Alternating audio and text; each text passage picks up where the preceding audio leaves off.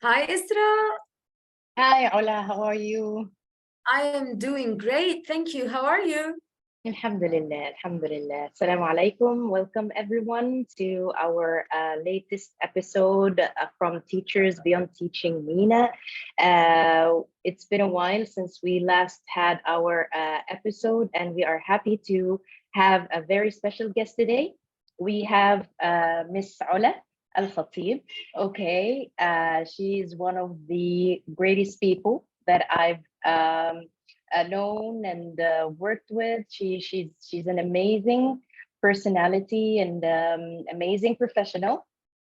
Miss Ola, I'm just giving a little bit information about yourself. Okay, so Miss Ola is an educator at North London Collegiate School, Dubai. She's also leadership, teaching, and learning expert who delivers high energy coaching and mentoring sessions that challenge clients to leverage their focus and pay attention to what matters to them most at work in life. So Ms. Ola has like many years of experience in teaching and leading and also coaching. And this is our topic of the day because we always try to find new ways for teachers out there to spread their wings beyond the classroom.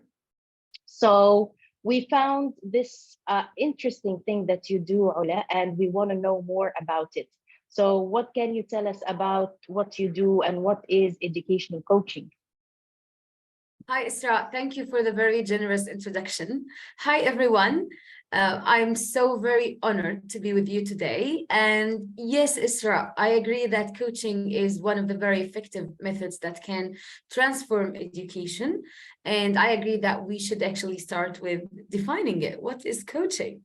So, coaching is a process where the client or the coachee and the coach partner together, where the coachee is the leader actually, and the coach is only there to follow the client's or the coachee's lead.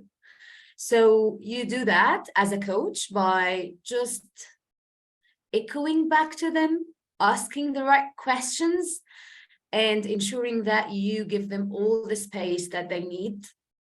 One of the great benefits of coaching is that it gets you used to the awkwardness of the silence moments, which is it's something terrifying for teachers when there is silence and nobody is saying anything. But then when you are a coach, you get used to these silence moments and you learn to slow down when it's needed, even in the classroom as well. Okay, perfect. So how did you find your passion to become an educational coach? When was the first time you read about it or heard about it, and how did you get in that field?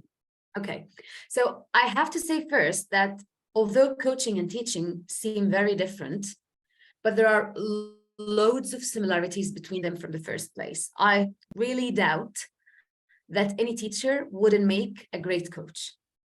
Why Okay. so? Because teachers are very kind and empathetic by nature. It's a job where you give your soul, literally. You do everything with love because you love the children, you love your colleagues, you love the future, and you want a brighter future for everyone.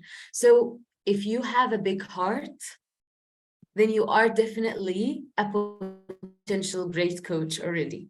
So although they seem, the technicalities are a little bit different, but it's because actually teachers need to be more of coaches than teachers, because teaching in the traditional way where you are lecturing students is not very popular nowadays and it's not very recommended.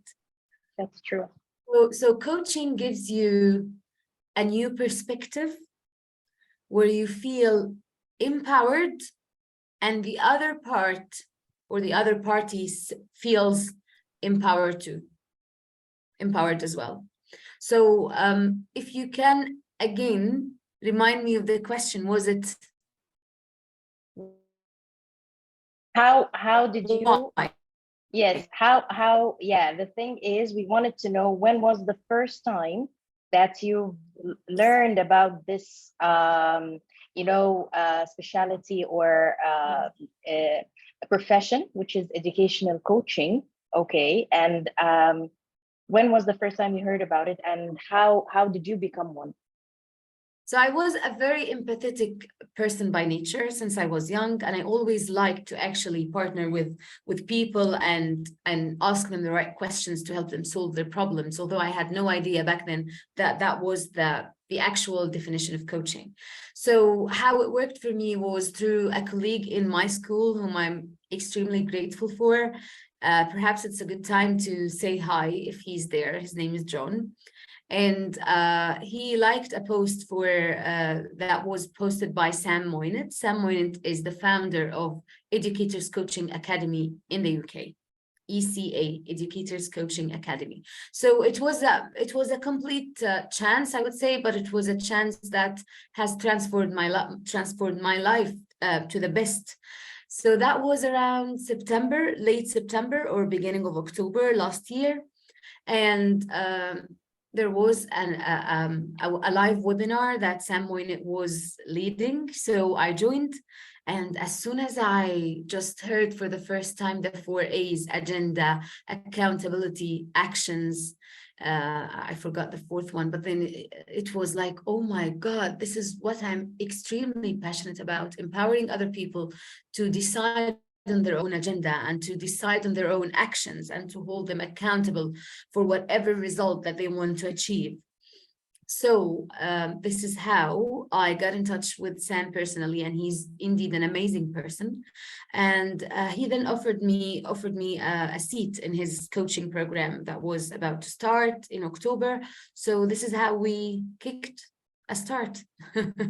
That's amazing. Oh, that's interesting because the profession itself is it's something, I'm not sure if it's that new, but to many teachers, like when they approached us after we made this post, like, what is education coaching? What does it mean? What do you do? So it was like a little bit new to many, including me, by the way. Okay, so I just wanted to know, like, why do you feel that, or why did you feel that this profession would be something good for you, even though that you're a teacher and you're still teaching? But how did it resonate with your vision and your thinking that made you take the decision to take it as a profession? Well, I'm going to be very honest here, Isra. I would consider myself as an academic person because I was a top achiever or a high achiever in my bachelor's degree, and I still am with my master's degree that I'm finally about to obtain soon. I'm submitting my last final submission by the end of June, so that's quite soon, in a week. Yeah. So I have to say that the guidance for teachers from academia isn't enough. Mm-hmm.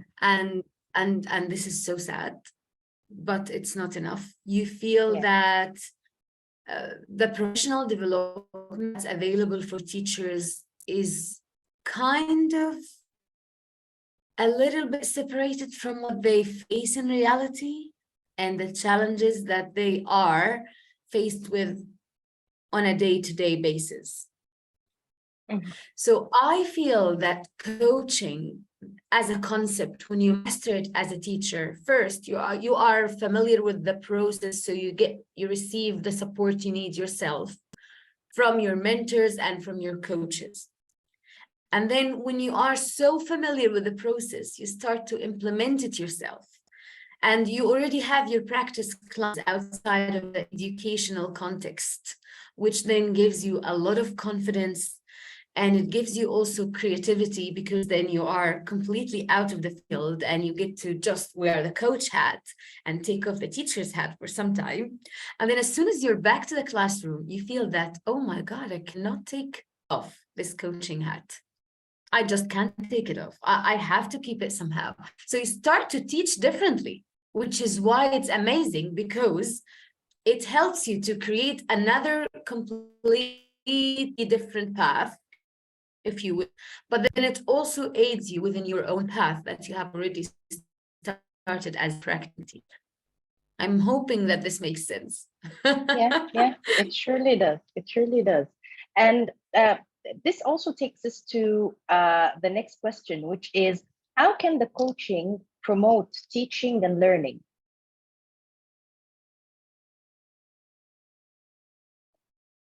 Many of teachers who are receiving quite criticizing feedback are always told that students are not your lessons are not student centered, right?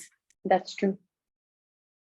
But nobody tells you how to make Yeah. your lessons more student centered.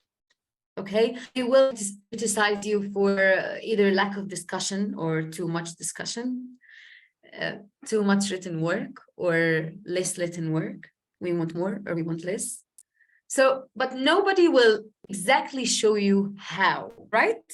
With Yeah, coaching, that's you true. know how to figure it out yourself. You Yeah. will know exactly how to personalize your teaching and learning approaches so that they are exactly perfect match for what your students need, because there isn't a magical solution.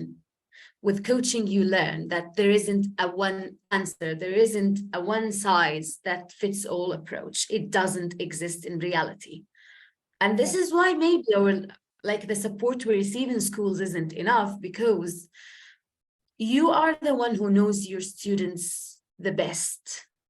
But it's hard to find the language when you are not familiar with the coaching processes. It's hard to find the language for you to justify and explain why you chose to do this amount of written work and why you chose to do this amount of classroom discussions. With coaching, you will find the language. You will find Yeah. it. I promise. I have found it myself. I now Yeah. know exactly why I decided to shift the task or to not follow the lesson plan I already did. I now know how to justify with data and with enough justification in a dynamic way. So it helps you to understand your students even more. It really enhances your understanding of your individual's learners' needs and interests. And then it gives you the language, it gives you a voice to be able to say, well, this is why I did that, and this is why I didn't do that way. Yeah, it quite resonates with the, with what we try to do with teaching, and what we try to, approach schools and teachers with, the one size that doesn't fit all anymore. It doesn't. This is something that you need to listen to the teachers, you need to listen to Yeah. the students, learn their needs, and based on that you can find the challenges that they face, and based on that you can find the solution that suits them. So this is something that I totally get, I totally understand, and we fight for it every single day at Teachergen as well. Yes. So Yes, I and can. even in the training field, the trainers are always trying to help teachers to make their lessons more student-centered. But I have Yeah. found a completely different approach to achieve the same result, which is as simple as just make your lesson relationship-based. Yes, That that's is true. the key. Building rapport with the students. Yes, when you build a successful rapport with the children, you will know what they need the most, and they will be happy to share with you if you are kind of not really responding to what they need at the moment. So you'll be following their compass, following their lead. And that's the reality. We are there in the end for them. We're not there to please anyone else as much as to please the children. Yeah, totally agree. And so And then you think that it's somehow related to emotional intelligence, or being emotionally intelligent to understand how your students feel and what makes them emotionally, um, let's say, I'm not going to say happy, but at least when you connect with them, emotionally, then you can understand their needs academically and they can actually listen to you? You think it's somehow related? Well, Isra, you will be surprised. Mhm, It is exactly focused on emotional intelligence because it starts with self-awareness. mhm, And when you are aware of your own self, your own core values, your own triggers, your own emotions and feelings, you are more likely to empathize with other and understand them. So it sounds a little bit selfish when you say it has to start within you, but it's not. The more you focus on understanding yourself first, the more you are then able to understand others. It's just like, you know, when you are in the airplane and you have an oxygen mask yourself first before you start to help others.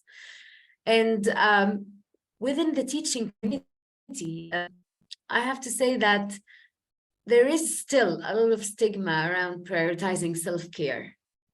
yes, yeah, that's true.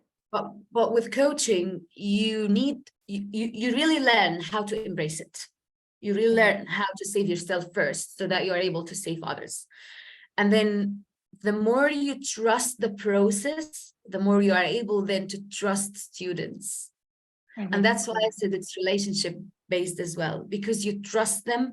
You don't look at them as if they are going to sneak their very soonest chance to escape the lesson, mhm, mhm. because you know that they love learning. You Yeah. trust the process of learning. You know how transformative it is. You know that it changes lives to the better, Mhm, to the best. And you trust them. You know that they want to be here because they want to be here. It's not because they are forced to go to school or they are forced to go to your timetabled lesson because it's there. They mhm. want to be there. Yeah, So it yeah. enhances your ability to be more confident within your own self. You are more comfortable with your own skin, with who you are. And then you are able to trust the children, no matter what age they are. I trust my grade one students to choose the best activity that works best for them right now. Mhm. Imagine the level of trust I have with them. Not to mention then how trustworthy you perceive your even older students who are teenagers. Mhm.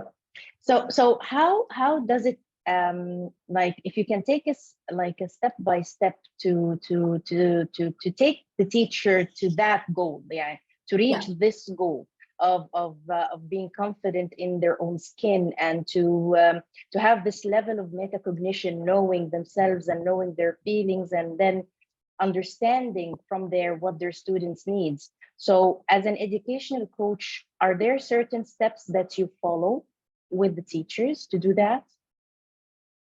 Well, there are plenty of resources that they can absolutely read, but I can comfortably say that I'm quite a reader. Okay, so reading is helpful, but Mhm, working directly with a coach can really transform your life. So I would definitely recommend starting to get in touch with a coach.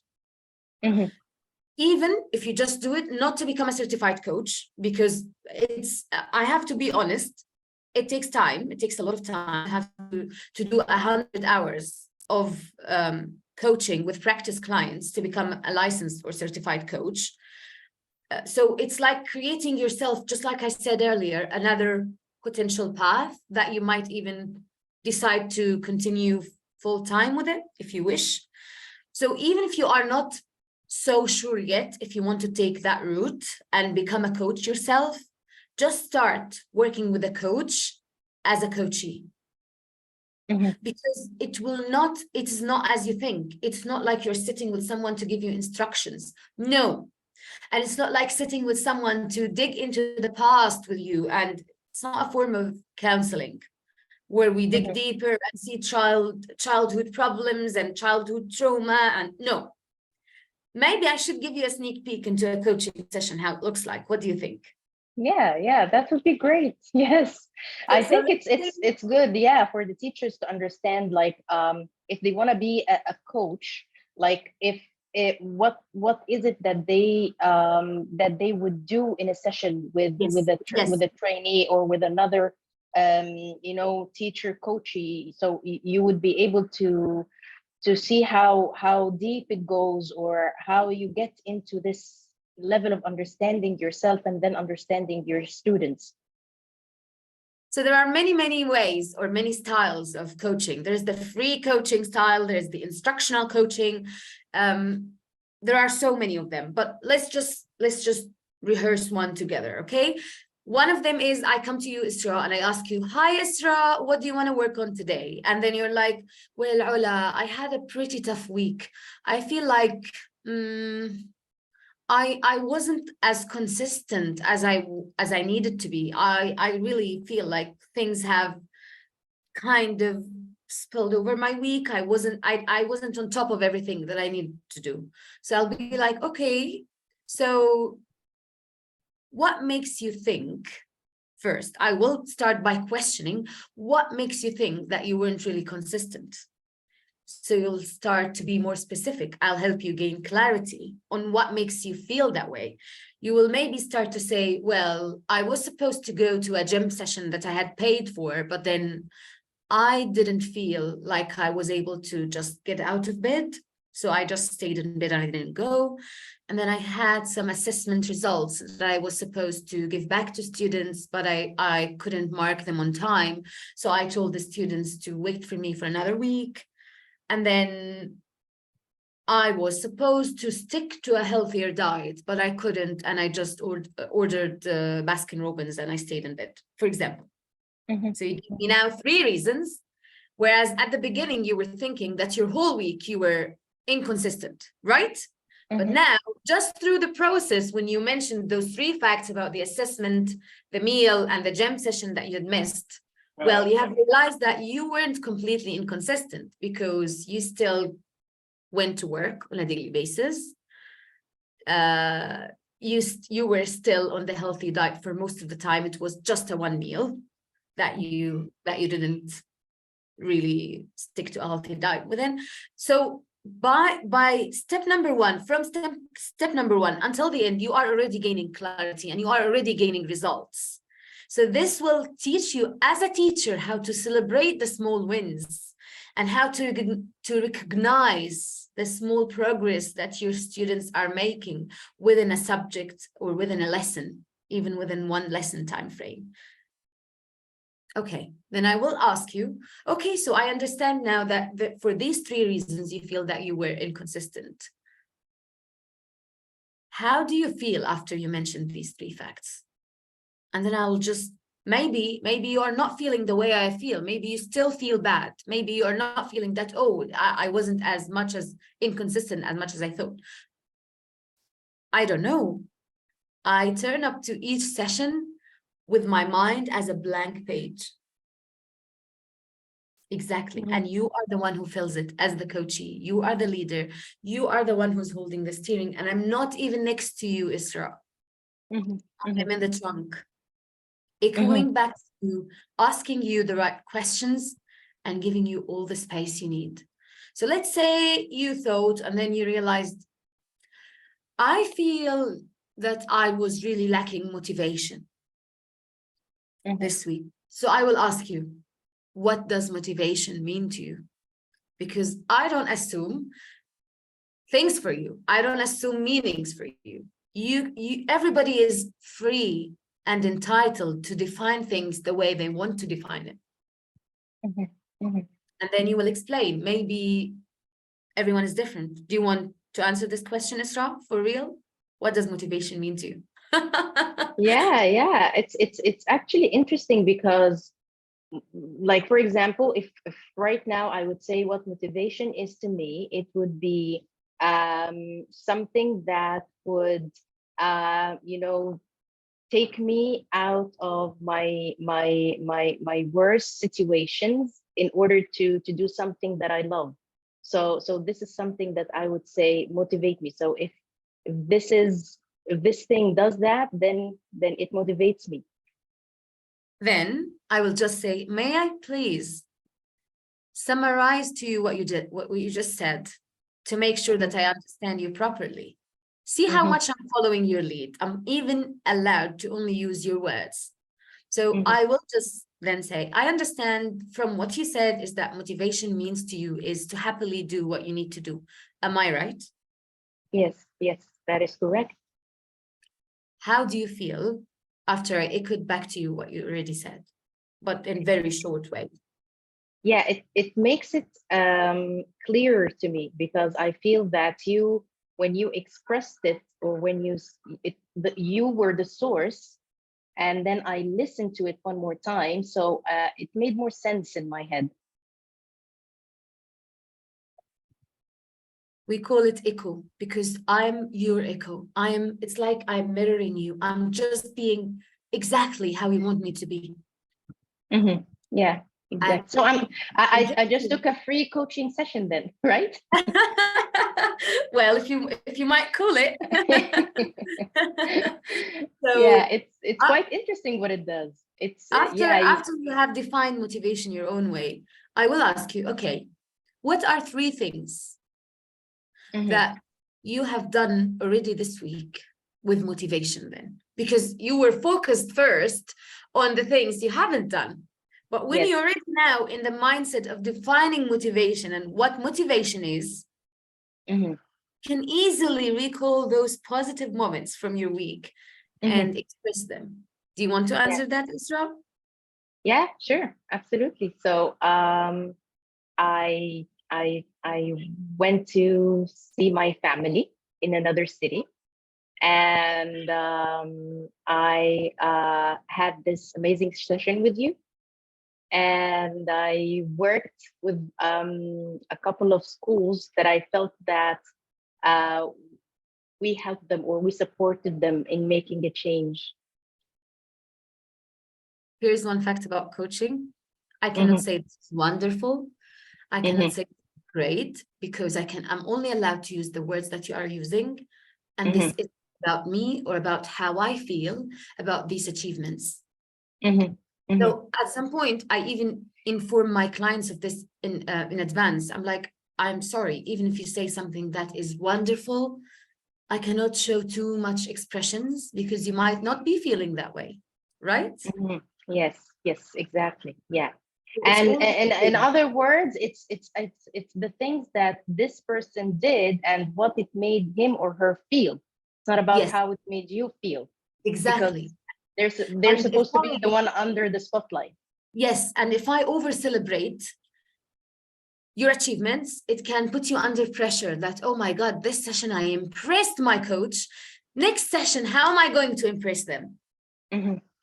Yeah. So it puts you under pressure. So this is why I Yes. cannot even say that. So now I feel like we've been playing around the word a little bit of motivation, inconsistency. So then I will ask you, by the end of this session, what outcome, what measurable outcome are you looking for? It will be around consistency, motivation, around our first 10 minutes of discussion. Hmm. Hmm. Yeah. So Okay. the Yeah. majority of the clients are more comfortable with this statement that I will share with you now. Most of them go for to find a way to, and Mm-hmm. then whatever the outcome is. So Mm-hmm. if your outcome is to enhance your motivation, to find a way to, let's say it has to be very specific. You cannot just say to find a way to enhance motivation, because what does that mean? How do you know if your motivation has been enhanced? So you have to be very specific. It's like the SMART goals, but we don't call them goals because the word goal is being overused, and it puts you again under pressure. Even subconsciously it can put you under pressure. But when it's just an outcome that you're looking to achieve right now with me, you feel like, okay, I'm there for you, and if you're not there, I will remind you, Hmm. Hmm. it's just an And outcome. Yeah.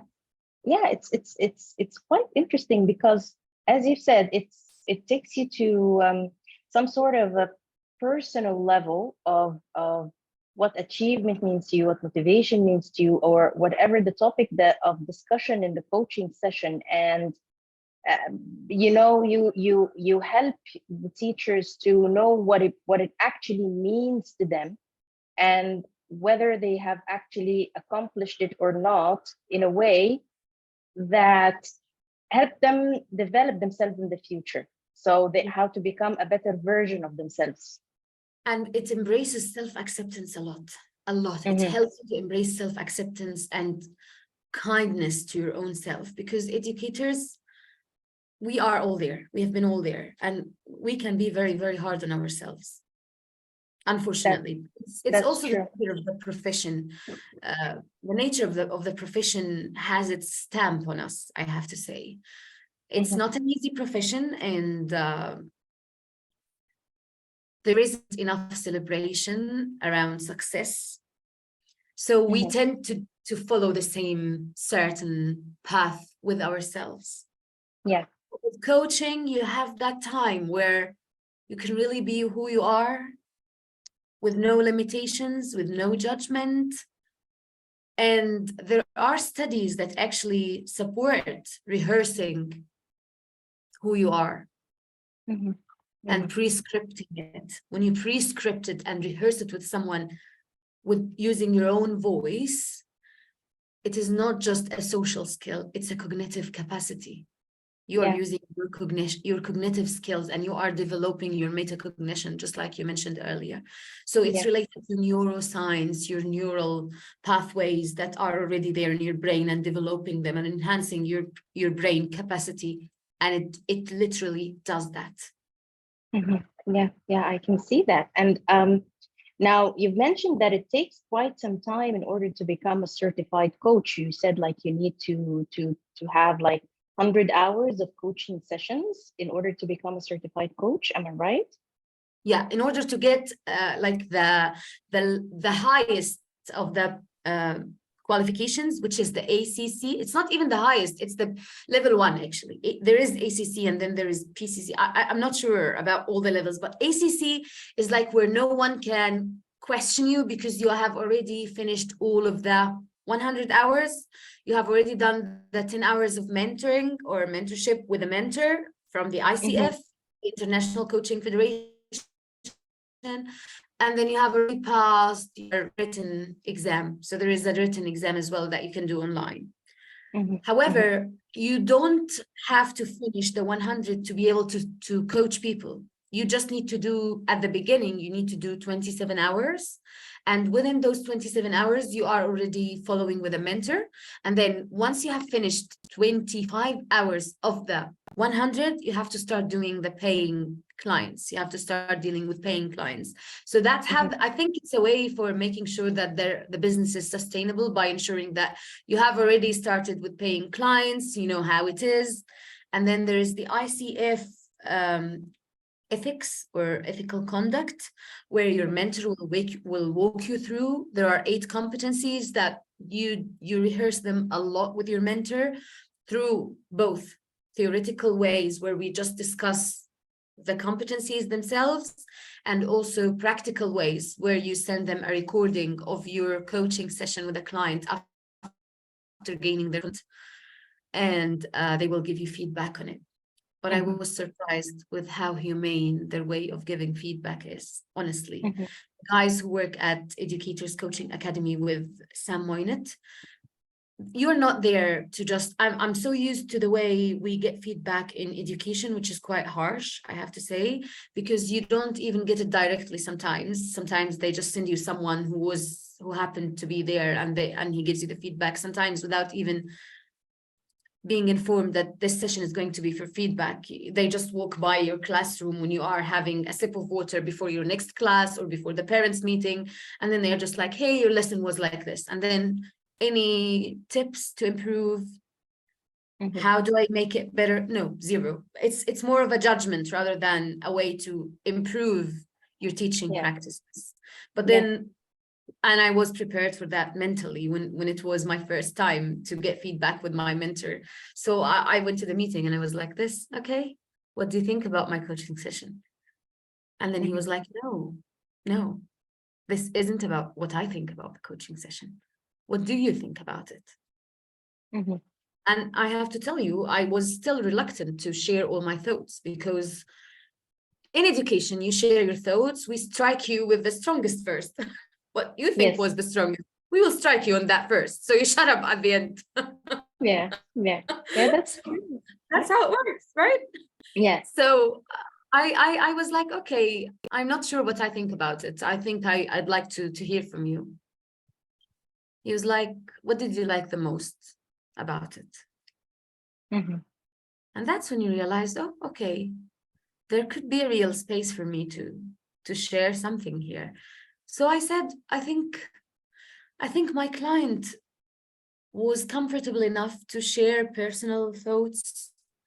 I think I have given them some space successfully. And I think that my questions were authentic. Mm-hmm. So I wasn't just making up things. I think I was following their leads. Mm-hmm.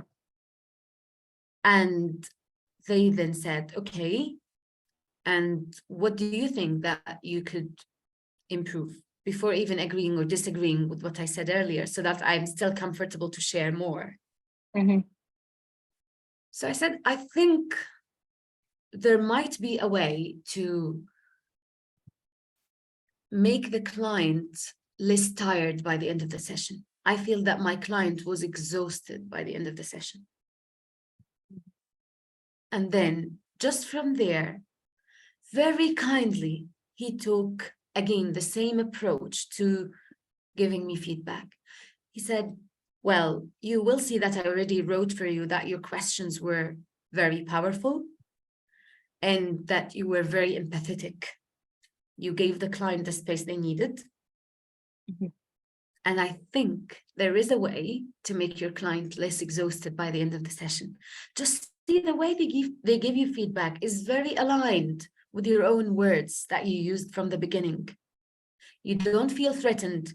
You don't feel attacked. You feel you trust them, and you feel that they trust you as well, because they know you want to be a better coach, which should be embraced in education. I don't know why sometimes teachers are dealt with like if they don't want to improve. It's all about the approach. You give feedback in the right approach.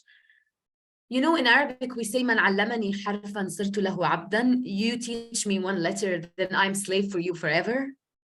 Mm-hmm. Well, it's the same for teachers. You teach me something that I can actually use in the classroom. Well, I'll count it as a favor that I'll never, ever forget. Yes. Yeah. It's That's not that true. teachers don't want to improve. It's how you give them feedback. That's the Mm-hmm. problem. Yeah, that's true. There's a lot of disrespect. There's a lot of silencing that happens to teachers. You feel that you silence them. You don't allow them to share enough of their voice. And that is a problem, because then you want them to empower students and you want them to allow students to share their voice. How do you do that if teachers themselves are silenced? Yeah, And exactly. attacked personally and professionally, disrespected and attacked? Yeah. So you know what And my solution was? To allow my client to become more comfortable and less exhausted by the end of the session. mm-hmm. It's something that even I struggled with in the classroom, aiming for too. Mm. And how many times was I told, as a teacher, you're too fast, too many times, okay? Or you aim for too much. Yeah, I was told it too many times, but nobody asked me, why do I do that? Because when you ask someone, why were you a little bit not like rushing, a little bit rushing, then you will say, oh my God, you will realize that I'm doing this because of my ambitious nature. I want my students to achieve too much. I want them to learn a lot in a lesson time frame, within a lesson time frame. So it was the same with coaching. I want my clients to make the most of the session. So sometimes, you know what, using humor and using metaphors is something also I learned to embrace. I have to say it's a part of who I am from the beginning, but with education, you feel like you have to. Isra, are you with me? Yes, I'm here. I'm here. Yeah. So it's a part of who I am from the beginning. I love humor and I love metaphors, but you feel like in education, you have to be another one and you have to wear another hat. But after you are a coach yourself, you learn to embrace your true self. So he said to me, I feel that your questioning is like, where you are doing a mass shooting. You're asking too many questions. You're not giving enough reflection, enough silence moments for the client to really reflect on what they have been sharing. So I said, the more trust you have in the process, the more you are able to sit back, make a mess with one sharp bullet. One sharp bullet. That's it. Make a huge mess with it, sit back, relax, and let your client deal with it. Mm-hmm. It's quite impressive what you're saying, and I believe that it's really challenging to learn all this while you are on a full-time job.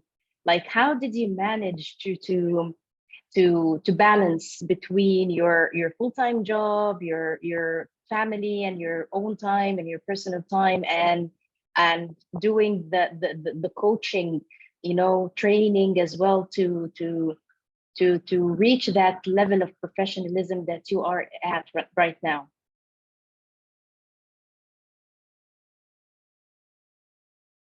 Okay. This is a very difficult question to answer. I have to be very honest with you. I have a different perspective towards work-life balance. Okay. I don't see work as versus life. I see that work is life and life is work, because when you say work-life balance,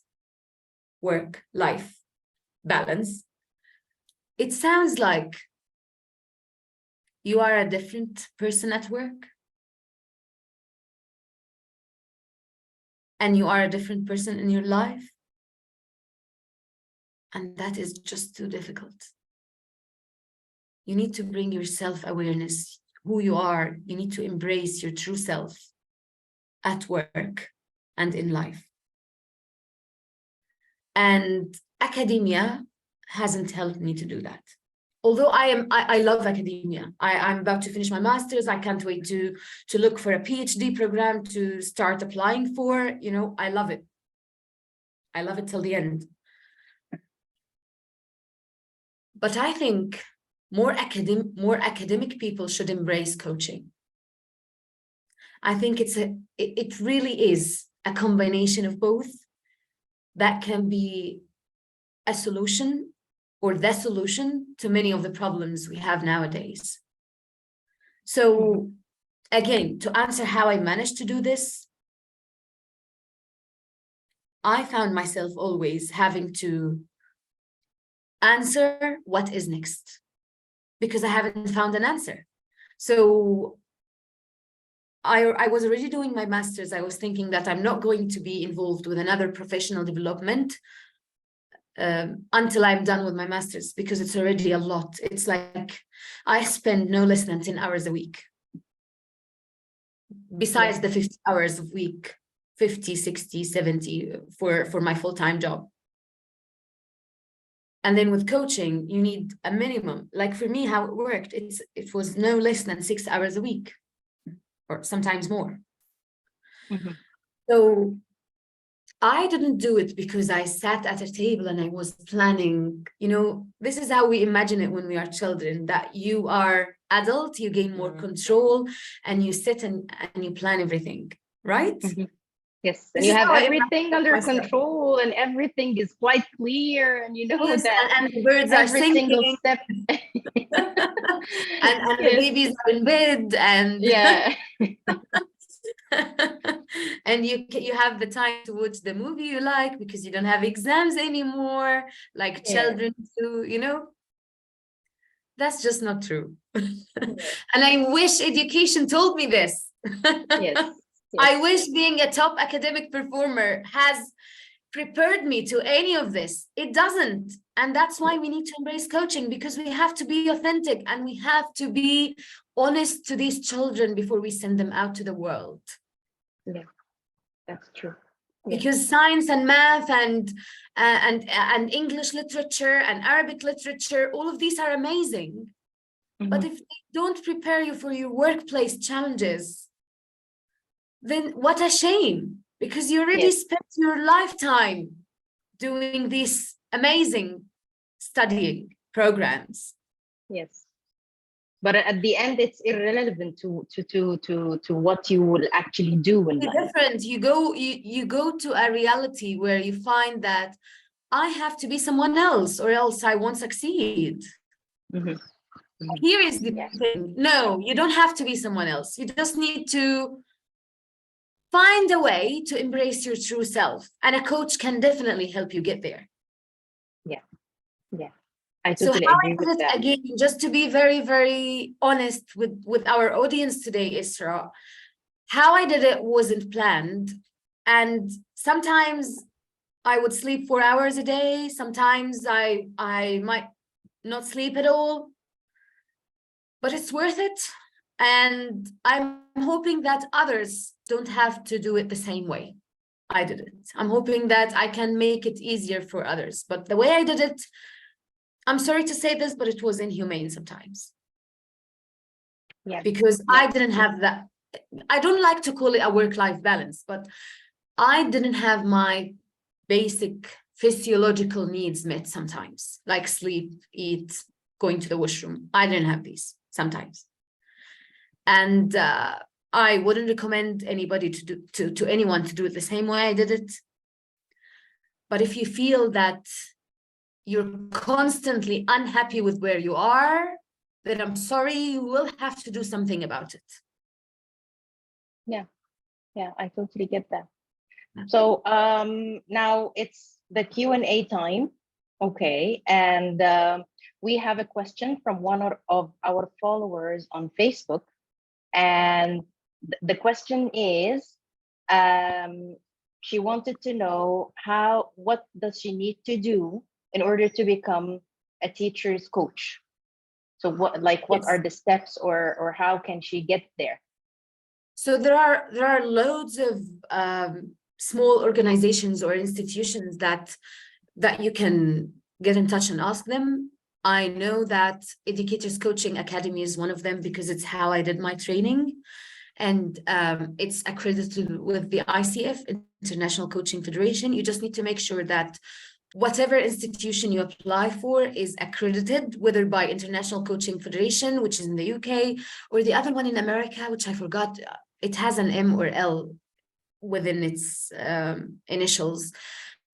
But you really need to make sure that it is accredited. Who's unfortunately coaching as a profession is not it's not counted as a completely legal labor yet that is overseen by governments, for example, or by anyone who would come and ask you, okay, show me your license. So that's why there are loads of misunderstandings around it, right? Like even for me at the beginning, I was thinking, oh, a coach would tell you what to do. Never they will. No, that's just not true. But because there are many people who are claiming that they are life coaches who are not accredited and they are not trained, so they do it in their own style, which again can be very harmful to the entire profession. So make sure that they are accredited with the ICF or with the other one in America. I'm sorry that I'm not sure what it is, but I'm sure about the ICF.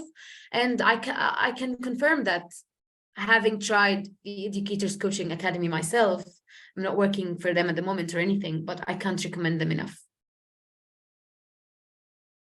Okay, well, I believe that if you can share the links with us for their website, we can also share it if you have any further readings or resources that you can share with our followers to learn more about educational coaching before getting into the profession. That would also be of great help to them.